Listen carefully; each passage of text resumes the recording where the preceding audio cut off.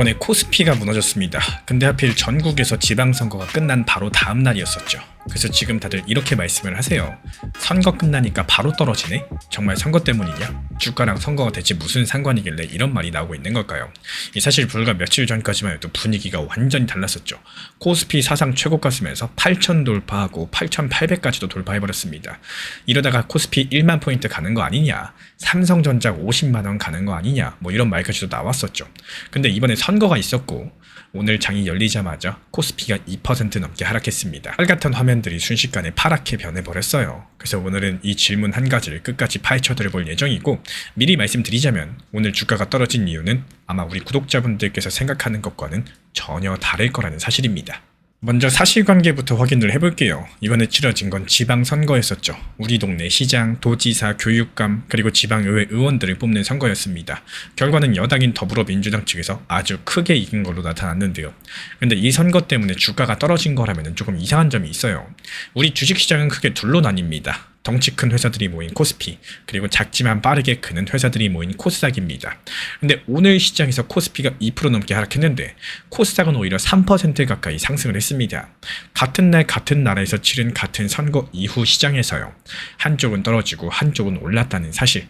선거가 만약에 진짜 원인이었었다면 두 시장이 이렇게 정반대로 갈 수 있었을까요? 바로 여기서부터 첫 번째 힌트가 나오는데요. 지방선거는 말 그대로 지방을 이끌 사람을 뽑는 선거죠. 근데 나라 전체의 경제를 좌우하는 큰 결정들, 그리고 세금을 어떻게 걷고 금리를 어떻게 정할지 같은 것들 동네 시장님이 정하는 게 아니라는 겁니다. 그거는 대통령과 국회가 정해주는데, 그래서 주식시장 입장에서 봤을 때 지방선거는 생각보다 큰 사건이 아닙니다. 데이터도 그렇게 말을 해주고 있어요. 한 언론사 측에서 분석한 내용을 따져보자면요. 2000년 이후 치러진 큰 선거 19번을 전부 분석해봤습니다. 대통령 선거, 국회의원 선거, 지방선거 전부 다요. 그랬더니 지방선거는 그 중에서 유일하게 선거를 앞두고 주가가 상승하는 효과가 없었던 선거로 나타났습니다.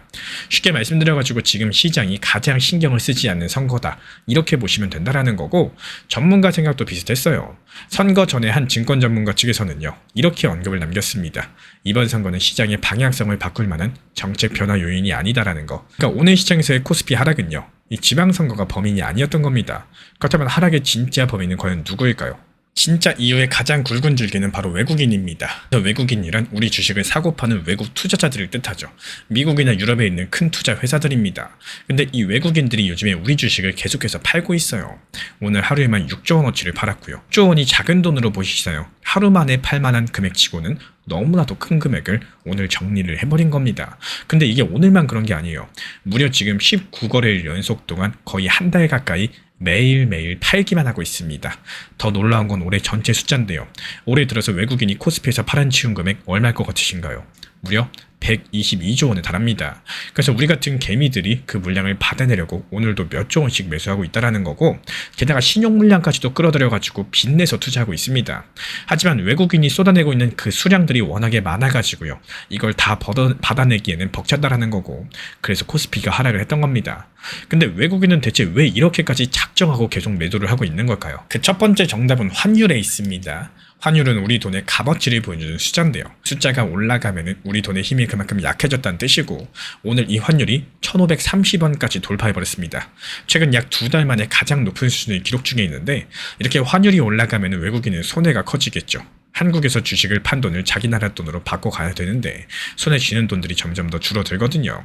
그래서 외국인은 더 손해보기 전에 빨리빨리 팔고 나가자, 이렇게 생각을 합니다. 근데 여기에는 무서운 부분이 있어요. 외국인이 주식을 팔고 빠져나가면 우리 돈의 값어치는 또 떨어집니다. 환율이 또 올라간다는 거죠. 그걸 본 다른 외국인들이 또 분해해서 팝니다. 그렇게 팔면 환율이 올라가고, 또 올라가면 또 팔고, 한 번 시작되면 절대로 멈추기가 어려운 흐름들이 형성이 됩니다. 근데 외국인을 불안하게 만든 건 환율 하나만이 아니었다는 사실인데요. 그거는 바로 바깥에서 들려온 소식들 때문이었어요. 지금 중동에서는 미국과 이란 사이의 긴장감이 다시 높아지고 있고요. 두 나라가 부딪히면서 군사적인 충돌 소식까지 나왔고요. 이런 일들이 생기면 기름값, 유가가 들썩입니다. 실제로 이번에 유가가 상승을 하고 있는데, 기름값이 올라가면 다른 물건과 값이 줄줄이 올라가기 때문에 인플레이션이 가속화될 거고, 투자자들은 당연히 불안해질 수밖에 없습니다.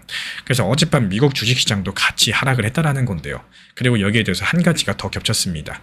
이 브로드컴이라는 미국의 큰 반도체 회사가 앞으로 벌 돈이 기대만큼 많지는 않을 것 같다, 이렇게 냉정한 발표를 남겼는데요. 그러면서 반도체 회사 전체에 대한 기대감이 한풀 꺾여버렸습니다. 근데 우리나라를 대표하는 기업이 바로 삼성전자, SK하이닉스 같은 반도체 회사들이죠. 사실상 코스피 올린 거 이런 대표격 삼성전자, SK하이닉스가 전부 다 올렸다. 이렇게 말해도 무방합니다. 그러니까 우리 시장도 영향을 안 받을 수가 당연히 없겠죠. 또 여기까지 들어보시면 한 가지 의문이 생기실 겁니다. 이 바깥 소식 자체가 안 좋았던 거 맞습니다. 근데 왜 하필 지금 이 시점 이렇게까지 크게 떨어진 걸까요? 바로 직전에 너무 많이 상승했기 때문입니다. 코스피는 며칠 전에 사상 최고가를 새로 썼죠. 8,800선 돌파했고 장중에 8,900 가까이도 올랐습니다. 짧은 시간에 정말로 빠르게 상승을 했는데 이렇게 빨리 올라가면요. 이 미리 매수했던 사람들은 당연히 이런 생각을 하십니다. 이쯤에서 매도해가지고 이득을 챙기자. 이걸 차익 실현 심리라고 부르는데요. 싸게 사서 비싸게 판 차이를 실제 돈으로 손에 쥔다는 뜻이겠죠. 그래서 오늘 같은 경우는 그동안 많이 올랐던 종목일수록 더 크게 떨어졌습니다. 뭐 예를 들자면 LG전자, 네이버, 삼성생명 이런 회사들 하루 만에 두 자릿수 가까이 빠지기도 했었고, 그러니까 오늘의 하락은 그냥 무너진 정도가 아니라 너무 빨리 달려온 시장이 잠깐 숨을 고른 것에 가까웠다는 겁니다. 그리고 이제 진짜 이유가 거의 다 보이시죠? 근데 여기서 정말로 소름 돋는 반전이 하나 남아있습니다. 우리는 지금까지 선거가 주가를 움직였나? 이거를 물어봤어요. 근데 순서를 거꾸로 뒤집어 보면 어떨까요? 혹시 주가가 선거를 움직인 건 아닐까?